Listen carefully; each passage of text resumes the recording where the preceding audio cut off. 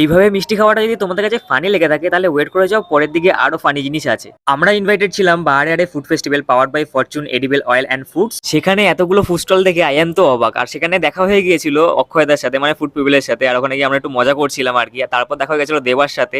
এরপর তো অর্পণ দা মিষ্টি খেয়ে জাস্ট ছিটকেই গেছিল।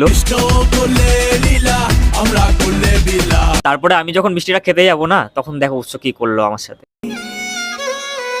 এই ফেস্টিভ্যাল যখন অ্যাটেন্ড করেই ফেলেছি আর সেখানে গিয়ে ফিস্টি স্পেশাল পোলাও আর ভেটকি মাছে পাতুরি ট্রাই করবো না, এটা হতে পারে নাকি? তো সেটা কিন্তু খেতে জাস্ট অসাম ছিল। এই সিজনটা যখন স্পেশালি নরেনগুড়ে, তো নরেনগুড়ে মিষ্টি ট্রাই করবো না, এটা হতে পারে নাকি? তো সেখানে গিয়েছিলাম, কিন্তু একটা মাটকার মধ্যে ক্ষীর টাইপের ছিল নরেনগুড়ের অবভিয়াসলি, তো খেতে কিন্তু দারুণ ছিল। শেষে আমরা দেবাদের সাথে মালাই কাবাব ট্রাই করেছিলাম, খেতে কিন্তু দারুণ ছিল। আর এই বাহারে আরে ফুড ফেস্টিভ্যাল কিন্তু চলছে 13 থেকে 17 ডিসেম্বর পর্যন্ত। তোমরা যারা এখনো যাওনি তারা অবশ্যই কিন্তু ভিজিট করো। আর এই ভিডিওটা যদি ভালো লাগে অবশ্যই কিন্তু কমেন্ট করে জানিও, আর ভালো লাগলে ফলো আর সাবস্ক্রাইবটা করে যেও। দেখা হচ্ছে নেক্সট